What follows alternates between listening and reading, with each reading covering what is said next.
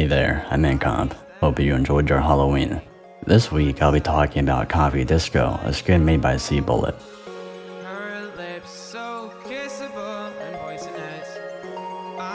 As you can see, this skin has a lot of red. This is because the C in C-Bullet stands for communism. C-Bullet opted for having a solid, blocky design, as evident by the selection tabs up top and the select buttons. This would have led to a bunch of fringes everywhere if a less experienced skinner tried to pull this off. So props to C-Bullet for not being shit. However, the selection tabs seem to just barely overlap the blue line beneath them, and it looks like doo-doo. The bottom section is on the bottom of the screen. It also contains buttons. C-Bullet rearranged these buttons, and I think that's pretty neat. Instead of being side by side, the random and mods buttons are on top of each other. I think that the mods and options buttons should switch places, and then the options and random buttons should flip, but this concept is still pretty cool. For some reason, there are two mode buttons, or at least it looks that way. This is a bit sloppy because... Well, actually, this is a pretty normal thing in custom song select buttons. Oh, actually, it's a normal thing to do. Get out of my Minecraft base.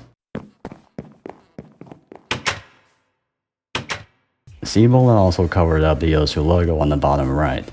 That was a good call. The screen would look worse than the skin with that bright pink in there. It's also got a cool design. It reminds me of diagrams of the Earth's layers. Nice, high-effort mod icons, truly revolutionizing the art of vector graphics. These icons are small on purpose. They are so you can see what mods are used or plays with multiple mods, so I won't be docking points for that added functionality.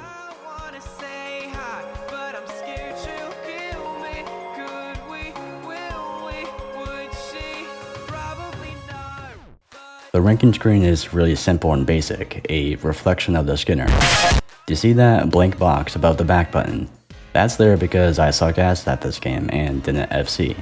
If you switch to a replay of an FC, that box is where the full combo text appears. This clever rearrangement of that element is nice. The buttons beneath the grade can be hard to read depending on the mount's background. C-Bullet should have used a design similar to that of the back button for these. Apart from that, there's nothing really noteworthy here. Nothing to complain about either. The screen does what it needs to and a little more.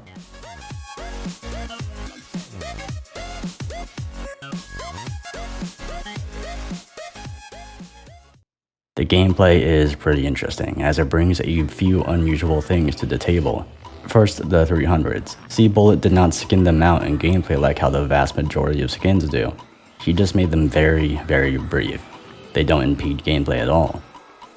There's a brown reddish color overlaid across the whole screen. This might take some time to get accustomed to, since it could get mistaken for the red tinting that appears when your health gets low. Since that can be disabled by turning off shaders, I won't con this. The color overlay allows people to use a black cursor trail, which is cool. The whole design is consistent with the rest of the skin. These circles look like the Earth diagram I mentioned earlier. However, it seems that these circles are a little bit too large. The combo numbers also break once you reach 10. The skin just overlaps a 1 and a 0. The cursor, given its distinctive color and design, never gets lost. You might find the expanding and rotating distracting, but you can just edit the skin.ini file to get rid of those. The head sounds are unique. They are very distinctive, which is probably to help with streams. C-Bullet managed to not make these head sounds overly loud or obnoxious while still making them as distinctive as they are.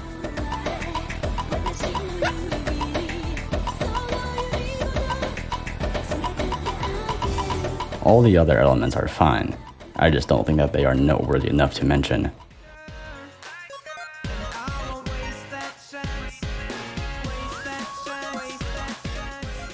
The song selection screen looks decent and doesn't have any major problems.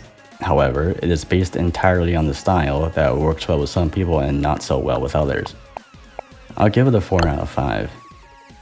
The ranking screen is a 3.5 out of 5. Despite the perfect text being handled in a unique way, I can't help but feel that more could have been done here in general. I know that's a very vague complaint, but it's just a boring ass screen. Give me another Earth diagram or something. The gameplay gets a 4. The wrongly sized hit circles along with the broken double-digit combo numbers are what drag the score down. Everything else is great. Overall, a 4 out of 5. Coffee Disco's visuals get a 3.5. The style can be pretty divisive, but the execution is good, so I feel that a slightly above neutral rating is appropriate. The playability gets a 4 out of 5. It would be a 5 if not for the mistakes I mentioned earlier.